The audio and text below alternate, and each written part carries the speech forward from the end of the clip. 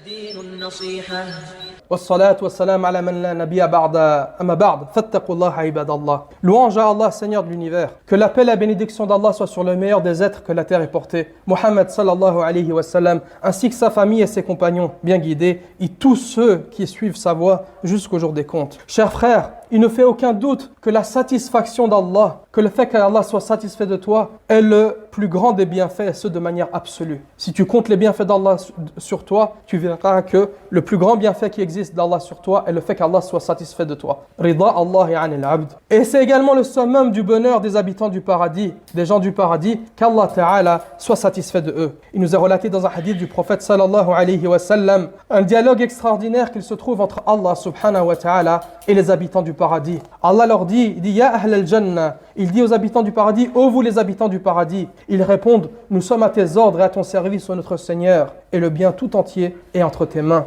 Il leur dit, êtes-vous satisfaits? Subhanallah. Allah, il les a fait rentrer au paradis, il leur a accordé de ses bienfaits, à la fin il leur demande, est-ce que vous êtes satisfaits? Et eux de dire, comment peut-il en être autrement, ô Allah, alors que tu nous as comblés, tu nous as donné ce que tu n'as donné à nul autre auparavant. C'est-à-dire que tu nous as donné le paradis, est-ce qu'on peut ne pas être satisfait? Et Allah de leur dire, voulez-vous que je vous donne encore mieux que cela? Voulez-vous que je vous donne encore mieux que cela? Et ils dirent, mais qu'y a-t-il de meilleur? Ils ont dit, qu'y a-t-il de meilleur que le paradis? Ya Allah, est-ce qu'il existe une chose meilleure que cela? Tu nous as fait entrer, nous et nos familles, dans ce paradis-là, malgré nos manquements dans ce bas monde, malgré nos faiblesses d'actes et de pratiques, malgré nos égarements et ainsi de suite. Tu nous as fait entrer au paradis, nous sommes en sécurité, nous n'aurons plus jamais faim, plus jamais soif, plus jamais peur. Nous sommes en sécurité, et ce de manière éternelle. Et tout ce que nous désirons, nous l'avons. Est-ce qu'il existe meilleur que cela, ya Allah? Et Allah de leur répondre, Uhillu alaykum ridwani, fala askhatu alaykum ba'dahu abada. Il dit, désormais je vous accorde ma pleine satisfaction et je ne me mettrai plus jamais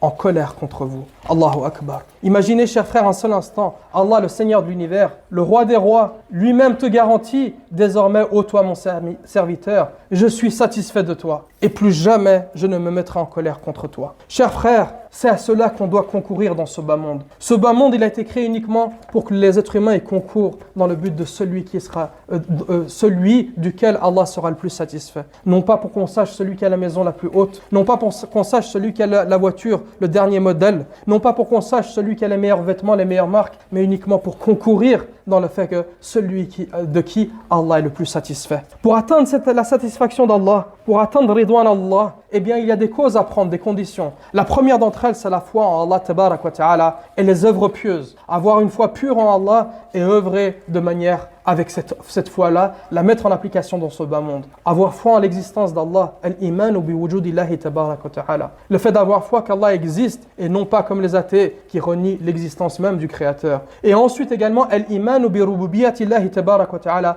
Le fait de reconnaître qu'Allah est le Seigneur, avoir foi en la Seigneurie d'Allah. Allah wa Rabb, wal Khaliq, wal Mudabbir, wal Malik, wal Malik, et ainsi de suite. Wal Razzaq, wal Razzaq. Le fait de reconnaître la Seigneurie d'Allah. Allah est le Seigneur, il est le Créateur, il est le pourvoyeur, il est celui qui gère l'univers seul, il est également celui qui pourvoit, et ainsi de suite. Et une fois que tu as reconnu cela, al-imanu bi uluhiyatillahi tabarak wa ta'ala, avoir foi à la divinité d'Allah. Si Allah existe et qu'il est le Créateur et qu'il n'y a pas de Créateur avec lui, il est le pourvoyeur, il n'y a pas de pourvoyeur avec lui, il est le Seigneur, il n'y a pas de Seigneur avec lui, alors tous mes actes d'adoration, il faut qu'ils soient voués à Allah, seul et sans associé. Et dernièrement, reconnaître les noms et les attributs d'Allah, Jalla sha'nuhu, comme ils sont venus dans le Coran et la Sunna, sans en altérer le sens, sans le nier, et ainsi de suite. Deuxièmement, pour atteindre l'agrément d'Allah tabarak wa ta'ala, eh bien le fait de sacrifier de ses efforts et de son temps pour Allah et son messager, notamment par le fait de défendre sa religion et répandre la lumière islamique autour de nous. Et cela commence par une lutte intérieure que l'être humain il fait avec sa propre personne.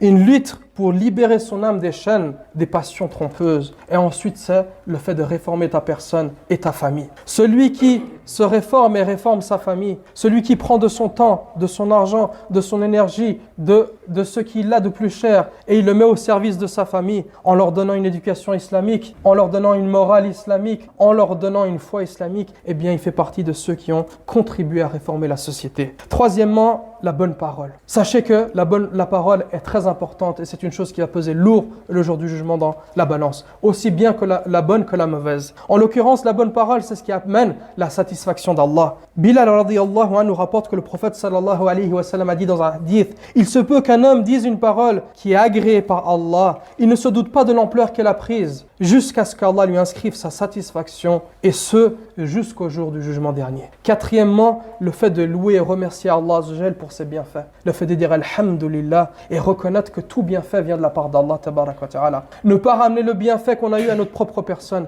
J'ai construit cette chose à la sueur de mon front. C'est moi qui ai réussi. Mon compte en banque, je l'ai rempli tout seul. Moi. Non. Tout ramener à Allah. Ceci est le bienfait d'Allah, il le donne à qui il veut. Donc la base, c'est qu'Allah a voulu te le donner. Et également le fait de remercier Allah lorsqu'on mange, lorsqu'on boit. Remercier Allah de la sécurité qu'on a, des bienfaits, de tous les bienfaits qu'Allah nous a donnés, être reconnaissant. Et le plus haut de ces bienfaits-là, c'est le bienfait de la guider à l'islam. Remercier Allah aujourd'hui, à cet instant même, où nous sommes à la mosquée, en train de nous rapprocher d'Allah, espérant sa satisfaction, alors que là, une bonne partie malheureusement des gens qui s'affilient à notre religion également, eux, ils sont en train de courir derrière le dunya pour essayer d'amasser quelques euros en plus. Pourquoi? De peur de ce qui va venir pour eux. Allah a ouvert nos cœurs, il a fait qu'on a délaissé, on a appuyé sur pause dans ce dunya-là et on est venu charger ce qui est meilleur et plus valeureux qu'un simple compte en banque qui est le paradis d'Allah. Cinquièmement, pour atteindre l'agrément d'Allah, c'est l'agrément des parents. Il dit le prophète Mohammed sallallahu alayhi wa sallam dans un hadith, l'agrément d'Allah se trouve dans l'agrément du parent et la colère d'Allah se trouve dans la colère du parent. Chers frères, craignez Allah concernant vos parents. Craignez Allah concernant vos parents et soyez à leur service et faites en sorte qu'ils soient satisfaits de vous.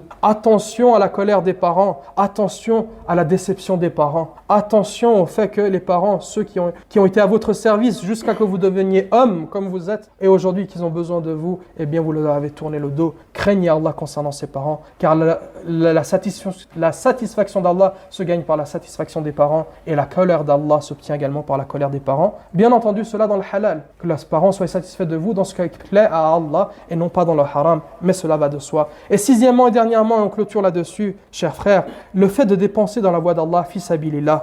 Et Allah nous dit, et dépensez dans le sentier d'Allah, et ne vous jetez pas par vos propres mains dans la destruction. Et faites le bien, car Allah aime les bienfaisants. Chers frères, c'était quelques mots concernant Ridwan Allah anil abd, la satisfaction d'Allah vis-à-vis de son serviteur. On a vu la grandeur de cet acte-là. On a vu également le dialogue qu'il y aura entre Allah et les habitants du paradis. On a vu les bienfaits d'Allah qu'Allah préserve à ceux qui ont gagné sa satisfaction. On a vu comment gagner la satisfaction d'Allah. On a vu que le point le plus important était la foi pure en Allah et le fait de œuvrer avec cette foi, la mettre en application. On a vu également certaines œuvres à faire. Maintenant à nous de mettre en application tout cela.